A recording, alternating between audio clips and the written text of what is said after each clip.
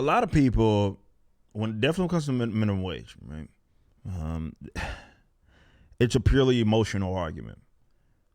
It doesn't make sense when you consider the concept is setting an arbitrary, artificial price floor that on labor, where you essentially make it illegal for people to hire anybody for a particular price under that arbitrary floor that you just set. And this idea that you can just raise people's living standards just by raising it makes no sense whatsoever.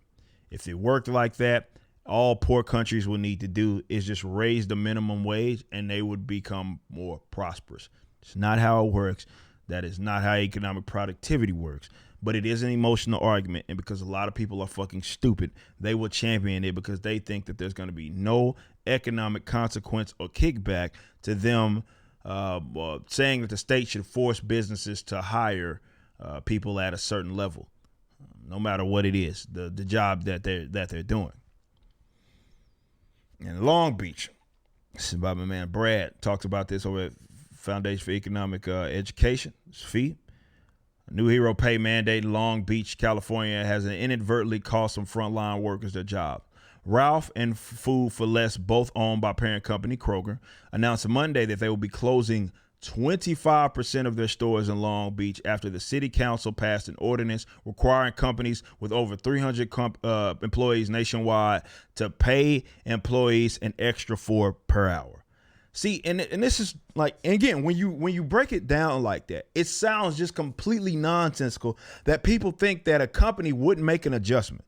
Like, think about that, guys. If you're paying somebody a particular line of money, or you're at a particular line, would it be, let's say your base or your bottom workers making $12 an hour, right? And you then say that you must hire that person for more. Why would you assume that they would just sit there and eat the cost? Like, who does that? Like a company, well, now I got to pay my workers that were doing the same thing more money than I was before. We'll just eat the cost. Like, no company is going to do that. They make adjustments. They're not going to just sit there and lose money. A company spokesperson directly cited the city's council's ordinance mandating higher wages as the reason they are closing down. The irreparable harm that will come to employees and local citizens as a direct result of the city of Long Beach's attempt to pick winners and losers is deeply unfortunate, the spokesperson said. We are truly saddened that our associates and customers will ultimately be the victims of the city council's actions. So what they're, of course, referring to is that the goods are going to have to cost more, of course, but also that the people that work there, the associates, are going to be, and it's funny, Kroger was actually one of my first jobs at 15. The ordinance was passed with the state intention of rewarding hardworking grocery store employees who have kept a vital service running through COVID-19 pandemic. Long Beach Mayor Robert Garcia was the key proponent of measure and signed it into law. Again, these are stupid people that are in control of people's lives. He argues it is justified because grocery store workers have been on the front lines of this pandemic and deserve support. You're not giving them support by artificially raising their wage, crackhead. These are the people that are in control of folks' lives. And this is why I hate statism. I hate government so much, because idiotic chumps get to ruin people's lives. And it's always well-intended, right? Oh, well, these people have been front lines, which all that means is that they've just been working. They continue to be allowed to work during a pandemic. So I want to reward them. Now, never mind leaving that up to the private business owner. No, you got to step in as the dipshit mayor. As he mentioned, tomorrow on the day we inaugurate our new president, I'll sign into law a 4-hour hero pay is what they. That's how it works, guys. All you have to do is say it's a hero pay. And everybody is championing, because who doesn't want more money, right? No, what's the worst that can happen? Separately, Garcia and other supporters of the mandate wage hike argue that companies are just being selfish by closing down rather than paying their workers more. They point to the fact that Kroger has seen high levels of profit this year. When large corporations make record profits, and double their earnings, they need to share the success with those providing labor, period. And I want to see the profit margin on that, because record profit, that doesn't mean anything. Let's see what the profit margin on that is. In truth, whether the company is selfish and whether it is really flush with cash, Kroger says the specifics, the stores were already financially struggling, both beside the point. This mandatory wage hike honoring heroes was passed by politicians eager to spend other people's money and claim the credit. That's exactly what it was. That's perfectly put, Brad. That's exactly what happened. Spending other people's money. But like any minimum wage law, it is always going to have unintended consequences of eliminated some jobs altogether. And it backfired. You see, these are the people that are in control of people's lives.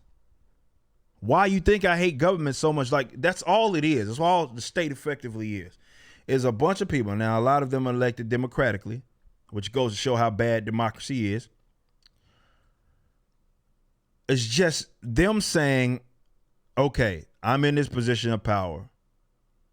Write legislation, sign in the law, something that everybody in this particular geographical area must abide by.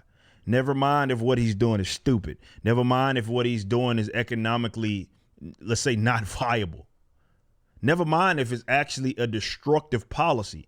They are allowed to do this. And this is why I hate fucking government so much. It's not just because of reasons. It's because they get to do stuff like that, where, of course, people have to make adjustments based on that. And quite often that costs people's lives. Their livelihoods, rather. We see that with even the COVID thing. It's so willy-nilly. Hey, I'm here to help. I'm here to help you out. Therefore, you're going to be put out of work. They did that not only with the COVID response, which technically this was a COVID response, because it's like, oh, well, we want to reward you so much. Because we want to reward you so much, we're going to dip into the pockets of the company and force them to pay you more. Like they're just going to sit there and swallow the cost. That's not how it works. Government is bad. I know that sounds a little vague and generic, but that's just what it is. They're bad, objectively speaking. And this is a prime example of it when it comes to wages, which is one of the most, let's say it's an adopted position by a lot of people, and a lot of people are economically illiterate.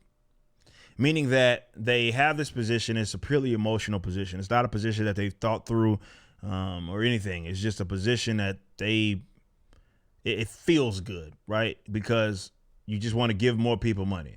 So you want to give your base worker, the worker that's making at this arbitrary wage, you want to give them more money.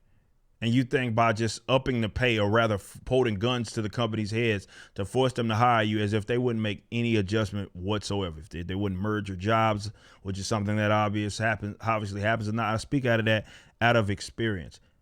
Like, the companies are going to make adjustments because they have bottom lines that they have to meet as well, that they're attempting to meet.